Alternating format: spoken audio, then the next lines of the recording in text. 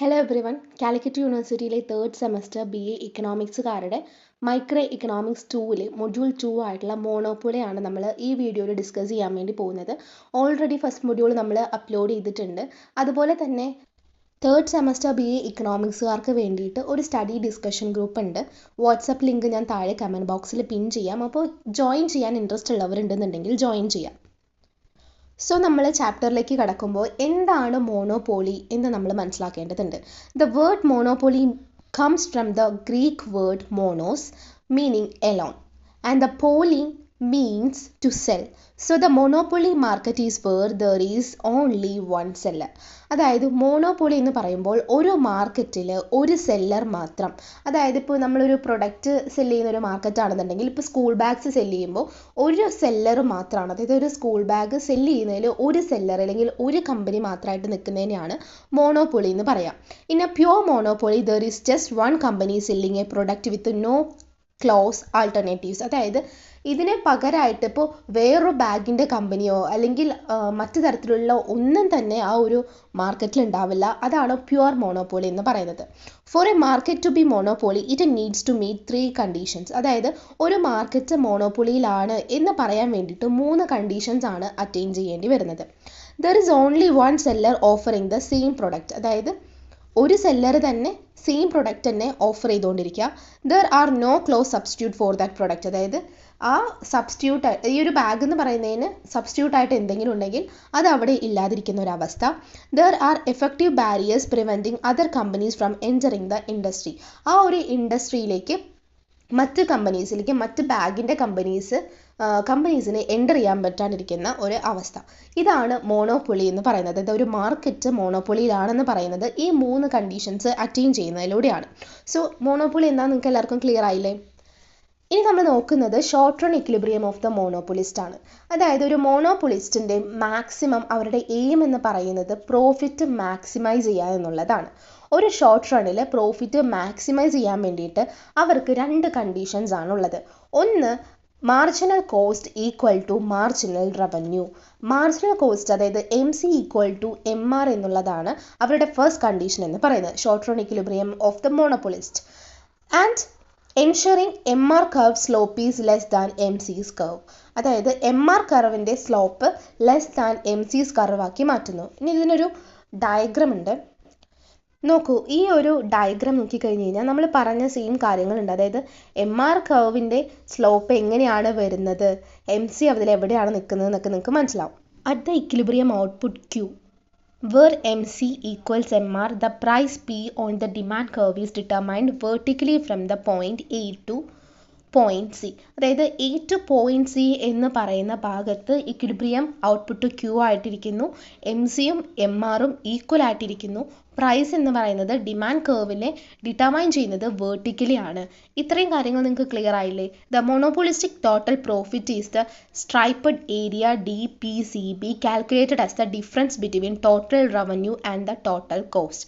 In the short run the monopolistic earns super normal profits. അതായത് അപ്പോൾ നമുക്ക് diagram കണ്ടു കഴിഞ്ഞാൽ നിങ്ങൾക്ക് മനസ്സിലാവും എവിടെയാണ് DPCB വരുന്നത്, OPCQ വരുന്നത്, ODBQ വരുന്നത്. അപ്പോൾ എങ്ങനെയാണ് ഈ ഡിഫറൻസ് ബിറ്റ്വീൻ ടോട്ടൽ റവന്യൂവും ടോട്ടൽ കോസ്റ്റും വന്നുകൊണ്ട് അവിടെ അവർ സൂപ്പർ നോർമൽ പ്രോഫിറ്റ് ഏൺ ചെയ്യുന്നതെന്നുള്ളത്. Supply curve of a monopolist ആണ് ഇനി പറയുന്ന കാര്യങ്ങൾ വളരെ ശ്രദ്ധയോടുകൂടി തന്നെ കേൾക്കണം. To maximise profits a monopolist increases production as long as the cost of producing an extra unit, that is MC, is less than the revenue gained from selling that unit MR. They stop expanding when MC equals MR. ലാഭം വർദ്ധിപ്പിക്കുന്നതിന് വേണ്ടിയിട്ട് ഒരു മോണോപ്പൊളിസ്റ്റ് അധിക unit അതായത് MC ഉൽപ്പാദിപ്പിക്കുന്നതിനുള്ള ചെലവ് ആ unit അതായത് MR വിൽക്കുന്നതിലൂടെ ലഭിക്കുന്ന വരുമാനത്തേക്കാൾ കുറവാണ് എന്നുണ്ടെങ്കിൽ ഉൽപ്പാദനം വർദ്ധിപ്പിക്കുകയും MCയും MRും തുല്യമാകുമ്പോൾ അത് എക്സ്പാൻഡ് ചെയ്യുന്നത് നിർത്തുകയും ചെയ്യുന്നു. ഇപ്പോൾ ഉദാഹരണത്തിന് പറയുകയാണെന്നുണ്ടെങ്കിൽ output OK, adding a unit increases profit because the extra revenue surpasses the added cost. If output exceeds OQ, adding a unit reduces profit as the cost outweighs the revenue.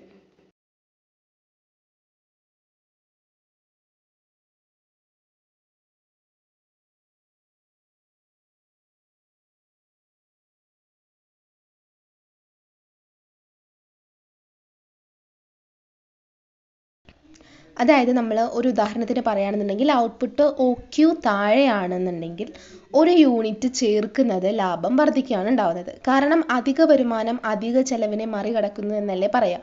So output OQവിൽ കൂടുതലാണെന്നുണ്ടെങ്കിൽ ഒരു unit ചേർക്കുന്നത് ലാഭം കുറയ്ക്കുകയും കാരണം ചെലവ് എന്താണ് വരുമാനത്തേക്കാൾ കൂടുതലായിട്ട് വരികയാണ്. The monopolist faces two conditions setting the selling price and determining the quantity. അതായത് 2 ഡിസിഷൻസ് ആണ് ഒരു മോണോപോളിസ്റ്റിക്ക് എടുക്കേണ്ടി വരുന്നത്. അതായത് സെല്ലിംഗ് പ്രൈസും അതുപോലെ തന്നെ ഡിറ്റർമൈനിങ് ദ ക്വാണ്ടിറ്റി. അതുപോലെ however they cannot control both because demand influences them. അതായത് ഇവർക്ക് രണ്ടും കൺട്രോൾ ചെയ്യാൻ വേണ്ടി പറ്റില്ല, ഡിമാൻഡ് ആണ് അതിനെ ഇൻഫ്ലുവൻസ് ചെയ്യുന്നത്. The monopolist can either set the price at the let consumers decide how much to buy or decide the quantity and let the price be determined by consumer demand. അതായത് ഇതിൽ കൺസ്യൂമറിൻ്റെ demand ആണ് അതിനെ influence ചെയ്തുകൊണ്ടിരിക്കുന്നത്. ഒരു മോണോപോളിസ്റ്റിന് ഇത് രണ്ടും determine ചെയ്ത് അതായത് കറക്റ്റായിട്ട് സെറ്റ് ചെയ്ത് വെക്കാൻ വേണ്ടി പറ്റില്ല. ഒരു പ്രൈസിന് കൺസ്യൂമർ അത് വാങ്ങണം, അല്ലെങ്കിൽ ആ ഒരു പ്രൈസിന് എത്ര ക്വാണ്ടിറ്റി വാങ്ങണം എന്നുള്ളതൊക്കെ തന്നെ കൺസ്യൂമറാണ് ഡിമാൻഡ് ചെയ്തത്. They cannot independently choose both the quantity and price. അതായത് ക്വാണ്ടിറ്റിയും പ്രൈസും ഇവർക്ക് ഇൻഡിപെൻഡൻ്റ് ആയിട്ട് ചൂസ് ചെയ്യാൻ വേണ്ടി പറ്റില്ല. സോ ഇതാണ് സപ്ലൈ കർവ് ഓഫ് എ മോണോപോളിസ്റ്റ് എന്ന് പറയുന്നത്. അപ്പോൾ ഈ ഡയഗ്രാം ഒന്ന് നോക്കുക, അതുപോലെ തന്നെ ഈ എക്സ്പ്ലനേഷൻസ് കാര്യങ്ങളൊക്കെ തന്നെ കാര്യമായിട്ട് തന്നെ ഒന്ന് വായിച്ചു നോക്കുക. ഇനി ഡിസ്കസ് ചെയ്യുന്നത് പ്രൈസ് ഡിസ്ക്രിമിനേഷൻ അല്ലെങ്കിൽ ഡിസ്ക്രിമിനേറ്റിംഗ് മോണോപ്പൊളി എന്താണെന്നുള്ളതാണ്. Price discriminations or discriminating monopoly happens when a seller charges different prices for the same product in different markets. അതായത് പ്രൈസ് ഡിസ്ക്രിമിനേഷൻ അല്ലെങ്കിൽ ഡിസ്ക്രിമിനേറ്റിംഗ് മോണോപ്പൊളി എന്ന് പറയുന്നത് ഒരു സെല്ലർ സെല്ല് ചെയ്യുന്ന പ്രൊഡക്റ്റിന് ഡിഫറെൻറ്റ് പ്രൈസസ് പല പ്രൈസസിന് പല മാർക്കറ്റിൽ വിൽക്കുക. ഇതിനെയാണ് നമ്മൾ പറയുന്നത് പ്രൈസ് ഡിസ്ക്രിമിനേഷൻ അല്ലെങ്കിൽ ഡിസ്ക്രിമിനേറ്റിംഗ് മോണോപ്പൊളി എന്ന് പറയുന്നത്. ഇപ്പോൾ നമ്മളൊരു ബാഗ് വിൽക്കുകയാണെന്ന് വിചാരിക്കുക. അപ്പോൾ ഈ ബാഗ് ഒരു മാർക്കറ്റിൽ ഒരു വിലയ്ക്കും വേറൊരു മാർക്കറ്റിൽ വേറെ വിലയ്ക്കാണ് വിൽക്കുന്നത്. അപ്പോൾ സെയിം പ്രൊഡക്റ്റ് ആണ്, പക്ഷേ ഡിഫറെൻറ്റ് പ്രൈസസിലാണ് ഡിഫറെൻറ്റ് മാർക്കറ്റിൽ വിൽക്കുന്നത്. This is possible because the seller can prevent resale and separate customers based on factors like location or preferences. അതായത് ഇത് പോസിബിൾ ആവുന്നത് എങ്ങനെയാണെന്ന് വെച്ച് കഴിഞ്ഞാൽ, ഇപ്പോൾ ഒരു സെല്ലർ ഉണ്ട്, അപ്പോൾ ഒരു ലൊക്കേഷൻ്റെ ബേസ് ചെയ്തിട്ടോ അല്ലെങ്കിൽ അവിടുത്തെ കൺസ്യൂമേഴ്സിൻ്റെ പ്രിഫറൻസിനെ ബേസ് ചെയ്തിട്ടാണ് ഉണ്ടാവുക. ഇപ്പോൾ ഒത്തിരി ആൾക്കാർ ഡിമാൻഡ് ചെയ്യുന്നുണ്ട് എന്ന്, ഇപ്പോൾ ഒരു പ്രൊഡക്റ്റ് ഒത്തിരി ആൾക്കാർ ഡിമാൻഡ് ചെയ്യുന്നു എന്ന് വിചാരിക്കുക. ആ ഡിമാൻഡ് ചെയ്യുന്ന സമയത്ത് അവിടെ എന്താ ഏത് പ്രൈസിന് കൊടുത്തു കഴിഞ്ഞാലും അവർ വാങ്ങും. പിന്നെ ഡിപ്പെൻഡ്സ് ഓൺ ലൊക്കേഷൻ. ആ ഒരു ഭാഗത്ത് ആ ലൊക്കേഷനിൽ ഏറ്റവും ആവശ്യമായിട്ടുള്ള ഒരു പ്രൊഡക്റ്റാണ് അതെന്നുണ്ടെങ്കിൽ അതും എന്താണ് കൺസ്യൂമേഴ്സ് ഒരുപാട് ഡിമാൻഡ് ചെയ്യുന്നതുകൊണ്ട് തന്നെ ആ പ്രൈസിന് അത് വാങ്ങുകയും ചെയ്യും. അപ്പോൾ എന്താണ് ഡിഫറെൻറ്റ് പ്രൈസസ് സെയിം പ്രൊഡക്റ്റിന് അവർക്ക് സെല്ല് ചെയ്യാൻ വേണ്ടിയിട്ട് പറ്റും. Conditions for successful price discrimination. അതായത് നമ്മൾ ഈ പറഞ്ഞിട്ടുള്ള പ്രൈസ് ഡിസ്ക്രിമിനേഷന് സക്സസ്ഫുൾ ആയിട്ടുള്ള കണ്ടീഷൻസ് എന്തൊക്കെയാണെന്നാണ് പറയുന്നത്. ഇപ്പോൾ ഒരു മാർക്കറ്റിൽ ഇത് അപ്ലൈ ചെയ്യണമെന്നുണ്ടെങ്കിൽ അവിടുത്തെ ഏതൊക്കെ തരത്തിലുള്ള കണ്ടീഷൻസ് ആണ് അത് സക്സസ്ഫുൾ ആക്കുക എന്നതാണ് നമ്മൾ നോക്കുന്നത്. ഫസ്റ്റ് മോണോപ്പൊളി പവറാണ്. The seller must have some level of control over the market. Without this they cannot charge different prices to different customers.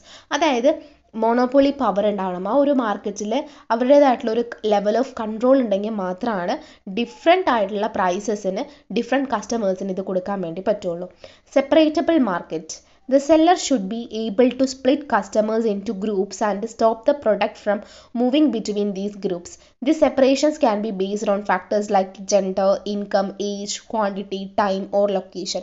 അതായത് മാർക്കറ്റിലുള്ള കസ്റ്റമേഴ്സിനെ തന്നെ പല രീതിയിൽ സ്പ്ലിറ്റ് ചെയ്ത് ഗ്രൂപ്പ് ആക്കിയിട്ട് അവർക്ക് എന്തൊക്കെ വേണം എന്നുള്ള രീതിയിൽ, ഇപ്പോൾ അവരുടെ ജെൻഡർ ബേസ് ചെയ്തിട്ട്, ഇൻകം ബേസ് ചെയ്തിട്ട്, ഏജ്, ക്വാണ്ടിറ്റി, ടൈം അതൊക്കെ ബേസ് ചെയ്തിട്ട് ഏത് രീതിയിലാണ് അവർക്ക് ആ പ്രൊഡക്റ്റ് സെല്ല് ചെയ്യാൻ പറ്റുക എന്ന് കസ്റ്റമേഴ്സിന് ഇതിനെ സ്പ്ലിറ്റ് ചെയ്യുക എന്നുള്ളതും ഒരു പ്രൈസ് ഡിസ്ക്രിമിനേഷൻ എന്ന് പറയുന്നതിൽ ഒരു സക്സസ്ഫുൾ ആയിട്ടുള്ള ഒരു കണ്ടീഷനായിട്ട് എടുക്കണം.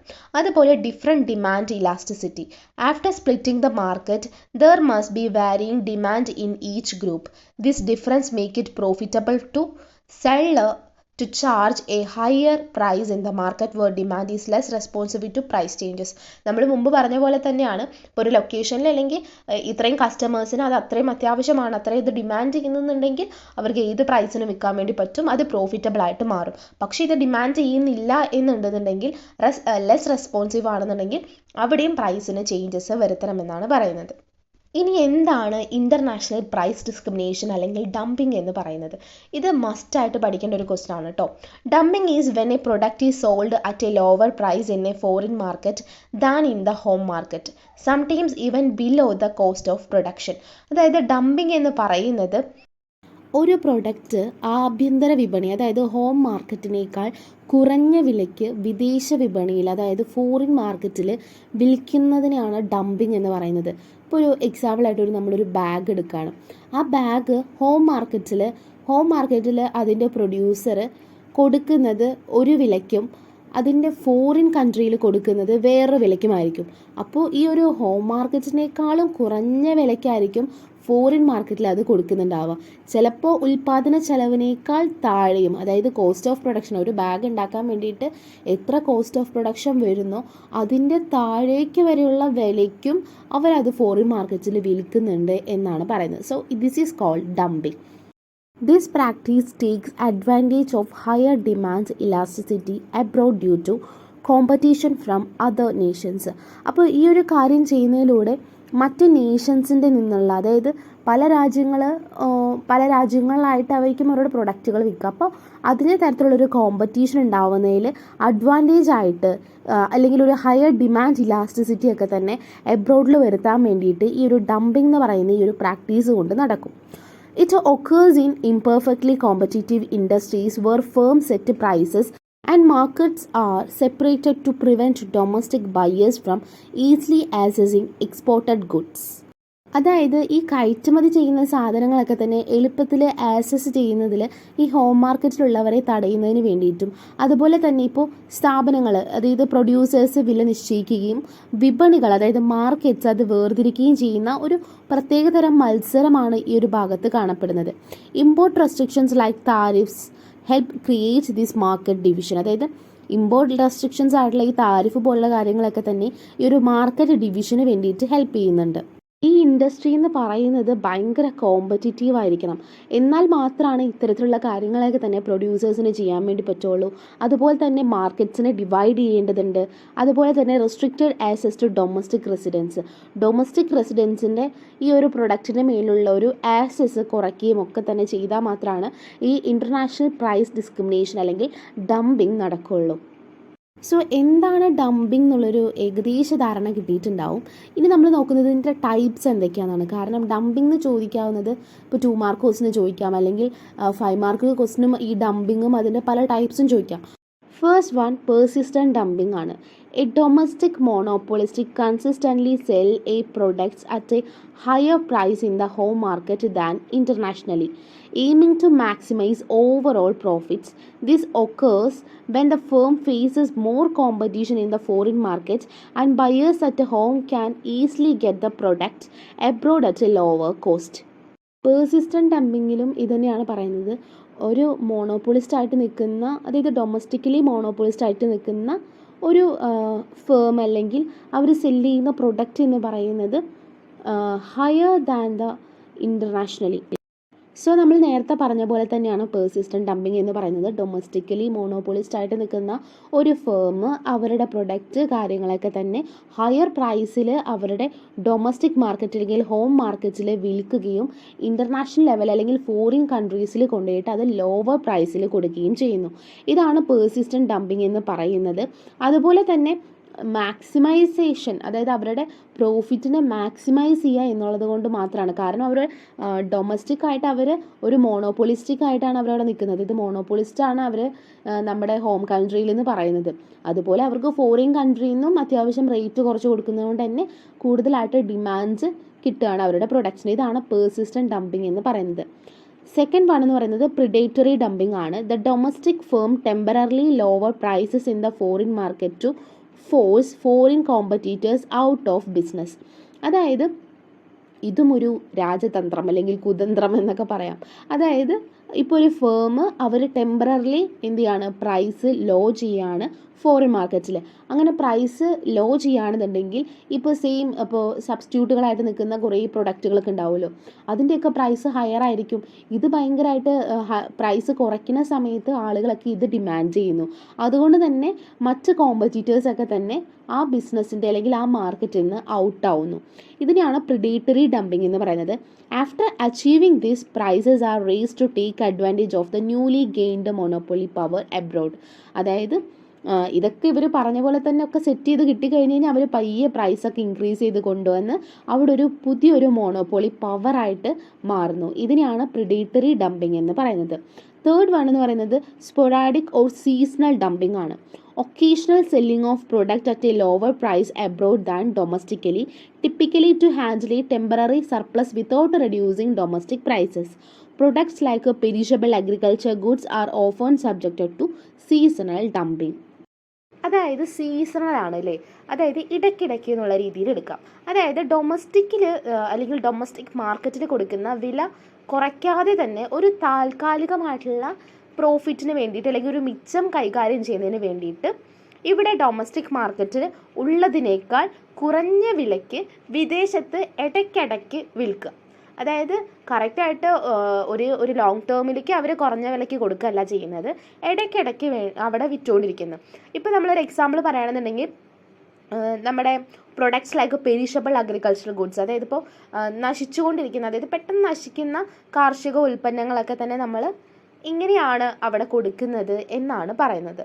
അപ്പോൾ ഇതാണ് ടൈപ്സ് ഓഫ് ഡംപിങ്ങിൽ സ്പൊറാഡിക് ഓർ സീസണൽ ഡംപിങ് എന്ന് പറയുന്നത്. അടുത്തത് സൈക്ലിക്കൽ ഡംപിങ് ആണ്. This happens during economic recessions when a firm facing low demand lowers price to prevent a significant decline in the quantity sold. As long as the price remains above the average variable cost, the firm continues to produce and sell. If these sales include exports, it's considered dumping. അതായത് സാമ്പത്തിക മാന്ദ്യകാലത്ത് കുറഞ്ഞ demand നേരിടുന്ന ഒരു സ്ഥാപനം, അതായത് ഒരു firm ഉണ്ടെന്നുണ്ടെങ്കിൽ അവർ വിൽക്കുന്ന പ്രൊഡക്റ്റിൻ്റെ അളവിൽ ഗണ്യമായിട്ടുള്ള കുറവുണ്ടാവാൻ ചാൻസ് ഉണ്ട്. അതുകൊണ്ട് തന്നെ അവരെന്ത് ചെയ്യുന്നുണ്ട്, വില കുറയ്ക്കുകയാണ് ചെയ്യുന്നത്. അതായത് സാമ്പത്തിക മാന്ദ്യകാലം വരുമ്പോൾ അവരുടെ ഫേം അത്യാവശ്യം ഡിമാൻഡ് കുറവുള്ള രീതിയിലാണ്. അതുകൊണ്ട് തന്നെ ആ ഫേമിൻ്റെ പ്രൊഡക്റ്റ് കാര്യങ്ങളൊക്കെ തന്നെ അതിൻ്റെ ക്വാണ്ടിറ്റി ഓഫ് സോൾഡ് ആ ഒരു കാര്യം കുറയാതിരിക്കാൻ വേണ്ടിയിട്ട് അവരെന്ത് ചെയ്യും, വില കുറയ്ക്കും. അപ്പം ഉണ്ടായിരുന്നതിനേക്കാളും വില കുറയ്ക്കുന്നു. എന്നിട്ട് ഈ ഒരു വില ശരാശരി ഒരു വേരിയബിൾ വിലയേക്കാൾ കൂടുതലായിട്ട്, അതായത് അവരുടെ ഒരു കോസ്റ്റ് ഓഫ് പ്രൊഡക്ഷനൊക്കെ മീറ്റ് ചെയ്യുന്ന രീതിയിലൊക്കെ തന്നെ, അല്ലെങ്കിൽ അവർ മുമ്പ് ഉണ്ടായിരുന്ന ഒരു രീതിയിലേക്കൊക്കെ തന്നെ ആ പ്രൈസ് വരുന്നത് വരെയും അവരെന്ത് ചെയ്യുന്നുണ്ടാവും, പ്രൊഡ്യൂസ് ചെയ്യുകയും സെല്ല് ചെയ്യുകയും ചെയ്തിട്ടുണ്ടാവും. If the sales include exports, it's considered as dumping. അപ്പോൾ ഇതിനകത്ത് എക്സ്പോർട്ടിങ് കൂടി ഉണ്ടെന്നുണ്ടെങ്കിൽ ആ ഒരു സിറ്റുവേഷനെ ഡംപിങ്, അതായത് സൈക്ലിക്കൽ ഡംപിങ് എന്ന് പറയുന്നു. നെക്സ്റ്റ് വൺ എന്ന് പറയുന്നത് റെസിപ്രോക്കൽ ഡംപിങ് ആണ്. This occurs when dumping practices result in A two-way trade of the same product. For instance, a steel manufacturer in China might be dumping steel to India, while a steel manufacturer in India is doing the opposite. This creates a reciprocal exchange of the same product. Reciprocal എന്ന് പറയുന്നത് വെച്ച് കഴിഞ്ഞാൽ ഡംപിങ്ങിൻ്റെ തന്നെ, അതായത് ഒരു പ്രൊഡക്റ്റിൻ്റെ തന്നെ രണ്ട് type of വ്യാപാര രീതികളെ കുറിച്ചിട്ടാണ്, അല്ലെങ്കിൽ അത് രണ്ട് വഴികൾക്ക് വേണ്ടിയിട്ട് കാരണമാകുന്നതിനെ കുറിച്ചിട്ടാണ് പറയുന്നത്.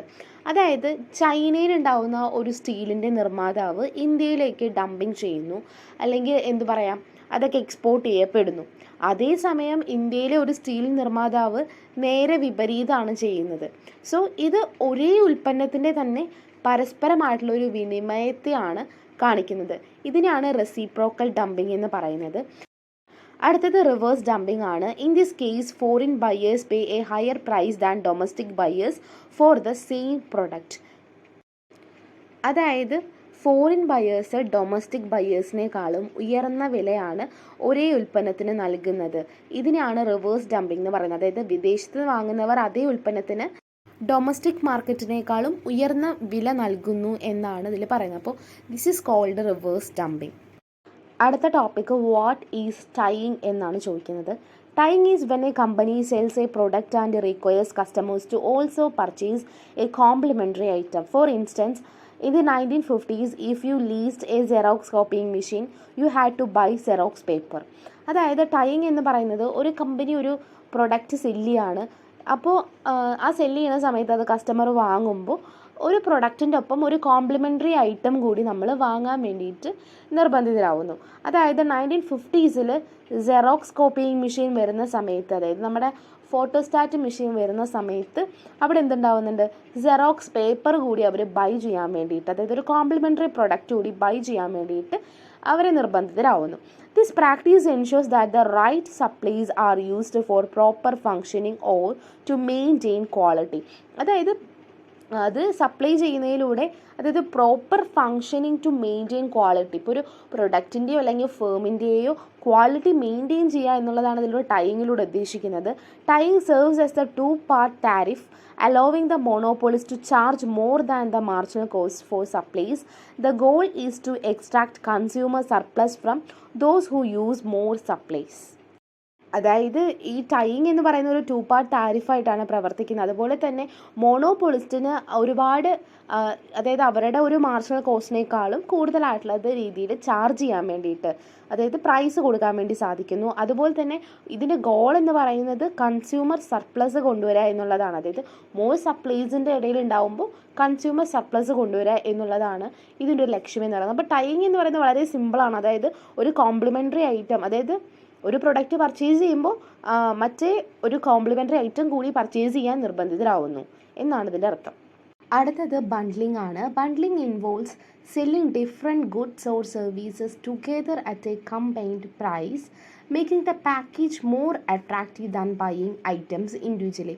അതായത് ഒരു ഗുഡ്സോ സർവീസസോ ടുഗെദർ ആയിട്ട് കൊണ്ടുവരിക, അതിനെ ഒരു കമ്പൈൻഡ് ആയിട്ടുള്ളൊരു പ്രൈസ് കൊടുക്കുക. അതായത് ഇപ്പോൾ നമുക്കൊരു എക്സാമ്പിളിലൂടെ പറയുകയാണെന്നുണ്ടെങ്കിൽ, ഇപ്പോൾ ഒരു tour company offering all inclusive deals, അല്ലെങ്കിൽ ഒരു cable T V companies combining channels at a lower package price compared to individual channel price. അപ്പോൾ ഇത് പറഞ്ഞാലായിരിക്കും നിങ്ങൾക്ക് കൂടി കുറച്ച് മനസ്സിലാവുക. അതായത് ഒരു കേബിൾ ടി വി കമ്പനി എന്ത് ചെയ്യാണ്, നമുക്ക് ചാനലുകളൊക്കെ കിട്ടണമെന്നുണ്ടെങ്കിൽ അതിനൊരു എമൗണ്ട് പേ ചെയ്യണം. അപ്പോൾ എന്ത് ചെയ്യാണ്, ഇപ്പോൾ നമുക്ക് ഇഷ്ടമുള്ള ചാനൽ മാത്രം എടുത്തിട്ട് ആ ചാനലിൽ മാത്രം നമ്മൾ പൈസ കൊടുക്കുകയാണെന്നുണ്ടെങ്കിലോ അപ്പോൾ ഇത്ര ഒരു എമൗണ്ട് കൂടുതലായിരിക്കും. അതുകൊണ്ട് തന്നെ എന്ത് വിചാരിക്കുകയാണ്, ഇത്രയും പാക്കേജ് തരാണ്, അതായത് നിങ്ങൾ ഇത്ര എമൗണ്ട് തരാണെന്നുണ്ടെങ്കിൽ ഇത്ര മലയാളം ചാനൽസ് ഉണ്ടാവും, ഇത്ര തമിഴ് ചാനൽസ് ഉണ്ടാവും എന്ന് പറഞ്ഞിട്ട് നമുക്കൊരു ഗ്രൂപ്പ് ഓഫ് ചാനലുകൾ, അതായത് കുറച്ച് ചാനലുകൾ തരാണ്. അപ്പോൾ എന്താണ് അവിടെ ഉണ്ടാവുന്നത്, അത് അവരെന്ത് ചെയ്യാണ്, ഗുഡ്സും സർവീസസ്, അതായത് ഈ ഒരു സർവീസസ് ഒരു കമ്പൈൻഡ് പ്രൈസായിട്ട് കൊടുക്കുകയാണ്. അപ്പോൾ ഇത് എന്താണ് ഉണ്ടാവുന്നത്, the strategy allows a monopolist to increase overall profit. അവരുടെ ഓവറോൾ പ്രോഫിറ്റ് ഇൻക്രീസ് ചെയ്യാൻ വേണ്ടിയിട്ട് ഇതിലൂടെ സാധിക്കുന്നു. So economics distinguish between pure bundling, അതായത് selling goods only in packages, and mixed bundling means goods have both package and stand alone prices. അതായത് pure bundling ഉണ്ട്, mixed bundling ഉണ്ട്. Pure ബണ്ട്ലിങ്ങിൽ പറയണത് selling goods only in packages, അതായത് packages ആയിട്ട് മാത്രം goods കൊടുക്കുക. മിക്സഡ് ബണ്ട്ലിങ്ങിൽ പറയുന്നത് ഗുഡ്സിനെ ബോത്ത്, അതായത് പാക്കേജായിട്ടും സ്റ്റാൻഡ് അലോൺ പ്രൈസസിലും കൊടുക്കുക. ഇതിനെയാണ് മിക്സഡ് ബണ്ട്ലിംഗ് എന്ന് പറയുന്നത്. അതായത് ചാനലുകൾ പാക്കേജായിട്ടും കൊടുക്കുക, ഇൻഡിവിജ്വലായിട്ടും കൊടുക്കുക. അതാണ് മിക്സഡ് ബണ്ട്ലിങ്ങിൽ പറയുന്നത്. സോ ബണ്ട്ലിംഗ് എന്ന് പറയുന്നത് selling different goods or services together at a combined price, making the package more attractive than buying items individually. അടുത്തത് പീക്ക് ലോഡ് പ്രൈസിംഗ് ആണ്. Peak load pricing refers to the charging of a higher price for consumers who require service during period of peak demands and a lower price for those who consume during of peak periods. അതായത് peak load pricing എന്ന് പറയുന്നത് ഇപ്പോൾ ഒരു service എടുക്കുകയാണെന്നുണ്ടെങ്കിൽ അതിന് extra charge ചെയ്യുന്നത്, അതായത് അത് ഹയർ ഡിമാൻഡ് ഉണ്ടാവുന്ന സമയത്ത് അതെന്ത് ചെയ്യാണ്, അതിലേക്ക് പ്രൈസ് കൂടുതൽ കൊടുക്കുകയാണ്. ഡിമാൻഡ് കുറയുന്ന സമയത്ത് പ്രൈസ് കുറയ്ക്കുകയാണ്. ഇപ്പോൾ ഇത് നമുക്ക് ഏറ്റവും സിമ്പിളായിട്ട് പറയുകയാണെന്നുണ്ടെങ്കിൽ, ഇപ്പോൾ നമ്മുടെ എയർലൈൻ്റെ സർവീസസ് എടുക്കുക. എയർലൈൻ്റെ സർവീസസ് എടുക്കുന്ന സമയത്ത് ഇപ്പോൾ ക്രിസ്മസ് അല്ലെങ്കിൽ ഓണം വെക്കേഷൻസിന് ഇപ്പോൾ എല്ലാവരും നാട്ടിലേക്ക് വരുന്ന, ഇപ്പോൾ നമ്മളൊരു ഗൾഫ് കൺട്രിയിൽ നിന്ന് ഒരാൾ നാട്ടിലേക്ക് വരികയാണെന്നുണ്ടെങ്കിൽ കൂടുതൽ പേരും നാട്ടിലേക്ക് വരുന്നൊരു സമയം ക്രിസ്മസ്, ഓണം ഇങ്ങനത്തെ വെക്കേഷൻ ടൈംസിലൊക്കെ ആയിരിക്കും. ആ സമയത്ത് എയർലൈൻ അവരുടെ ചാർജ് അങ്ങോട്ട് കൂട്ടും. അതായത് എല്ലാവരും ഡിമാൻഡ് ചെയ്യുകയാണ്, അതായത് ഇപ്പോൾ അതിൻ്റെ ടിക്കറ്റിന് വേണ്ടിയിട്ട് എല്ലാവരും ഡിമാൻഡ് ചെയ്യുന്ന സമയത്ത് എയർലൈൻ അവരുടെ ചാർജ് അങ്ങോട്ട് കൂട്ടുന്നു. പക്ഷേ ഇപ്പം അല്ലാത്ത സമയം എടുത്ത് നോക്കൂ, ആ സമയത്തൊക്കെ അവർ എയർലൈൻ്റെ ചാർജും കുറയ്ക്കുന്നുണ്ടാവും. അതാണ് ഈ പീക്ക് ലോഡ് പ്രൈസിങ്ങിൽ പറയുന്നത്. Thus peak load pricing involves charging different prices at different points in time. അതായത് ഓരോന്നിൻ്റെ ടൈമിനനുസരിച്ചിട്ടാണ് അവർ ചാർജ് കൂട്ടുന്നത്, അതായത് പ്രൈസ് കൂട്ടുന്നത്. The objective of peak load pricing is to increase economic efficiency by charging consumer price that are close to marginal cost. ഇപ്പോൾ എക്സാമ്പിളായിട്ട് പറയുന്നത് pricing of long distance telephone calls, pricing of electricity, pricing of internet usage, pricing of amusement parks on weekends. അതായത് വീക്കെൻഡ്സിൽ amusement പാർക്കിൽ entry fee ഒക്കെ കൂട്ടുന്നത് പോലെ, അതുപോലെ തന്നെ എയർലൈൻ സർവീസസിൻ്റെ പ്രൈസിങ്, ഇതൊക്കെയാണ് പീക്ക് ലോഡ് പ്രൈസിങ്ങിന് എക്സാമ്പിളായിട്ട് പറയുന്നത്. സോ നമ്മൾ ഏകദേശം ഈ ഒരു ചാപ്റ്ററിൻ്റെ എല്ലാ കൺസെപ്റ്റുകളും നമ്മൾ പറഞ്ഞു കഴിഞ്ഞിട്ടുണ്ട്. എന്തെങ്കിലും ഡൗട്ട്സ് കാര്യങ്ങളൊക്കെ ഉണ്ടെന്നുണ്ടെങ്കിൽ കമൻറ്റ് ബോക്സിൽ പറയുക. അതുപോലെ തന്നെ മറ്റ് മൊഡ്യൂൾസൊക്കെ തന്നെ എക്സാമിന് മുമ്പ് തന്നെ നമ്മൾ അപ്ലോഡ് ചെയ്യുന്നതാണ്. അപ്പോൾ എല്ലാവരും മുൻപത്തെ മൊഡ്യൂളൊക്കെ കാണുക, ഈ ഒരു മൊഡ്യൂളൊക്കെ കണ്ട് അതിൻ്റെ നോട്ട്സ് കാര്യങ്ങളൊക്കെ തന്നെ എഴുതിയെടുക്കുക. അപ്പോൾ വാട്സാപ്പിൽ ജോയിൻ ചെയ്യാനുള്ളവരുണ്ടെന്നുണ്ടെങ്കിൽ ആ ഗ്രൂപ്പിൻ്റെ ലിങ്ക് താഴെ കൊടുത്തിട്ടുണ്ട്, അപ്പോൾ അതിലും ജോയിൻ ചെയ്യാം.